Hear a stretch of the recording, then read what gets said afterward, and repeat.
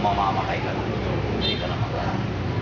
Kaya tignan nyo kapatid, sa ating kapanahunan ngayon, nakapagtatagumpay at nagaling yung niloob ng Diyos. Sinabi niya, sina Adan at Eva, na magpakarami halatan ninyo, ang buong lupa, magpalanakin. Kung dami na, di ba? Dami nga naman, sa Mandako. Lalo-lalo ng Pilipino. Sa Mandako yata ng mundo, merong Pilipino. Di ba? Yan dami na. Ngayon, gaano natin mapapatunay napakaiwagin? Baka sa ngayon, sa lahat ng mga taong nabubuhay ngayon, baka may trilyon na yun. Hindi lang bilyon. Trilyon na. Dito lang sa Pilipinas na napakalit na bansa. We are now at 100 billion Pilipino. Napakalit ang bansa. Lalo na ang China. Di ba? Ang China. Dalawa pa lang bansa. Millions na. Lalo na ang Amerika. Na may mga Pilipino nag-American citizen pa. At iba't ibang mga galing sa iba't ibang bansa. Napapalitan. Di ang dami. No? Pero, mag-search nga kayo sa internet.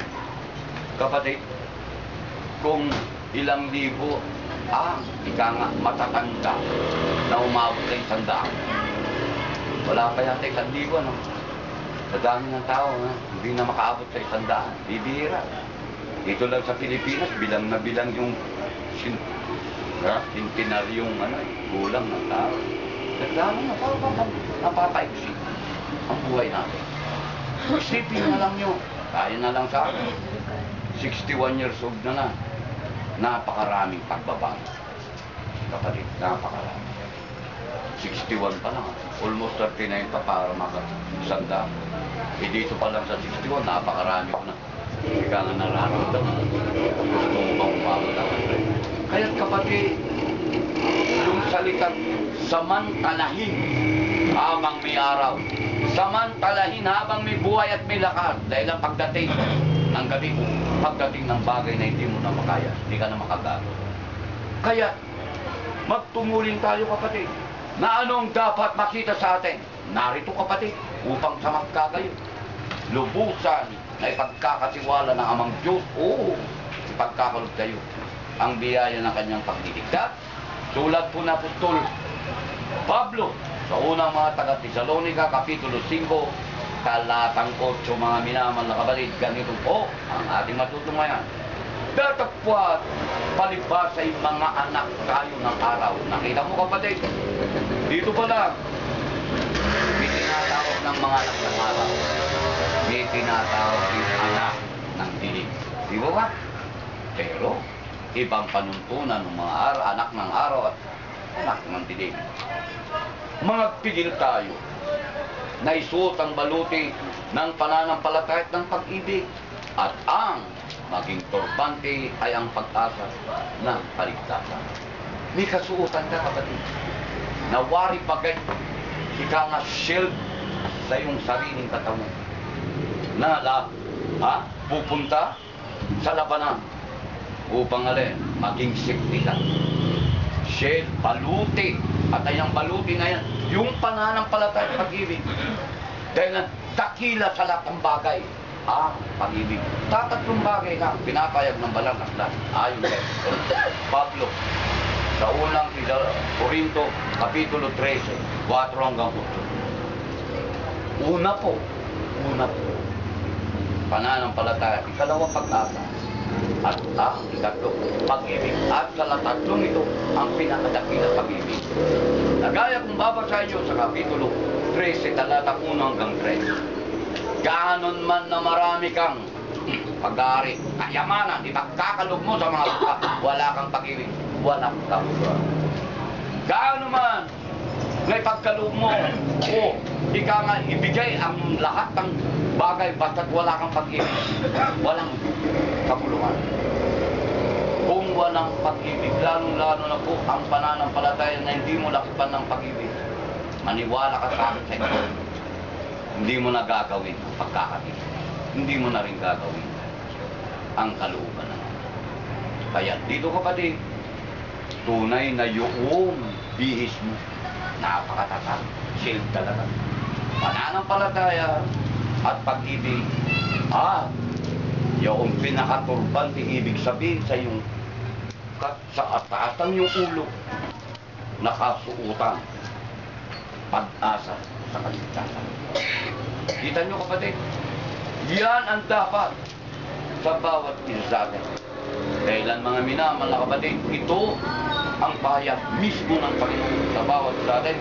Dito po sa 2 Korinto, Kapitulo 6, talatang 2, ganito po ang nasasaad sa talatang 2. Na siya, patunay, tunay nga may kasuotan kang baluti ng pag-ibig ng pananampalataya, turbante ng pag-asa.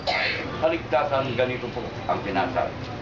Sapagkat sinasabi niya, sinasabi po ng Panginoon, sa panahong ukol, kita ay pinakinggan.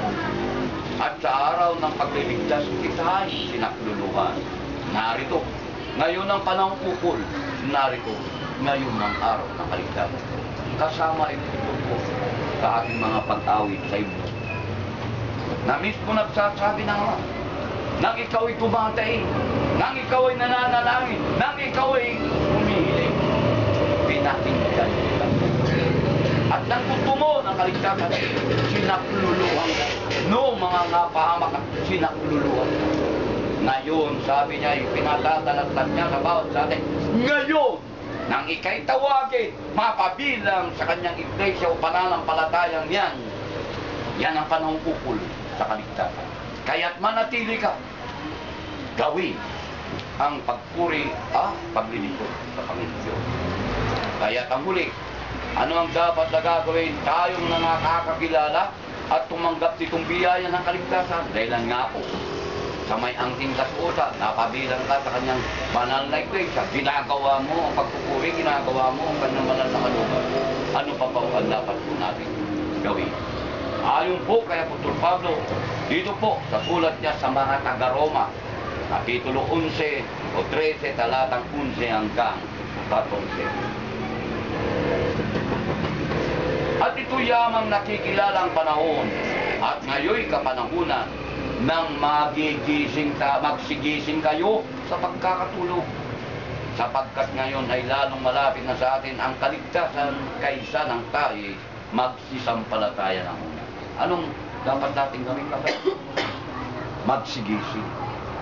Ibig lang sabihin, huwag tayong paduduyan sa duyan ng tapamakan ng Diablo. Nagaya na lang po, nagaya na lang po ang nakapangyayari sa libutan tayo. Sa hirap ng buhay, kung minsan, nalilingat tayo, natutulog tayo. Ngunit mapalad tayo kapatid, nariyan ang Ama, upang tayo isipin, huwag tayo matulog. Sa paparong paraan, narito po kapatid, ang gabi ay totoong malalim, at ang araw ay malapit na. Iwaksin natin ang gawa ng kadiliman at ating isakpa ang mga sandata ng kaliwanagan. Yan po kapatid, walang iniwan. Lalo tayo napapalapit sa hangganan na dumarating na ang bawat bagay. Kailangan po na iwaksin ang lahat ng ayaw ng Panginoon. Karong maluman sa Panginoon sa ating gawin. Ang dapat po sa bawat sa atin ay gawin ang mga tumasa atin ang sandata ng kaliwanagan. Magsilakad tayong mahinhin gaya ng sa araw, huwag sa katangkawan at paglalasing, huwag sa kalibugan at kalayan, huwag sa mga pagkakalit at pakikipagkaingitan, kundi bagkus isakbag ninyo ang Panginoon Kristo at huwag ninyong paglaanan ang laman upang masunod ang kalayan nito. Ito kapatid, ang kasuotan na napakatatag salita na na ano man ang gagawin ng Diablo, kumbaga balik po. Kaya nga nang sabi na Pedro, nariyan na ang paligid at Diablo, umuungat, umahanap ng kanyang masisila. Paano ka masisila? May panlabang ka, nakasuot ka. O isinuot mo ang Panginoon Kristo o ang salita. Kaya't mga minamahal na kapatid, oo, dapat po natin. Tayo'y mga anak ng araw, wala sana kakitaan, gawa ng kainit. Iwaglit mo na yun. Ni ang lahat ng kainit, lalo na po. Ayon sa laman. Mas magandang magutom ka, huwag lang mapahamak. Huwag. Mas magandang mauhaw ka na, huwag lang nailagay ka sa dagat-dagatan ng lining at ng apwet ng presa. Tuwin mo man ang tubig, hindi ka napagpipigyan. Kaya mga minamahal, magsigising tayo. Huwag tayong panilingan. Mamaya, matuyan tayo ng Diyabo ng mga magsigising na tayo. Dahil kaya na po napapadapi ang kaligtasan natin. Pagmula nang tayo tawagin ng una. Napalapit yan. Ngayon dadalawang anyo, kapatid, ang tao o alipin o lingkod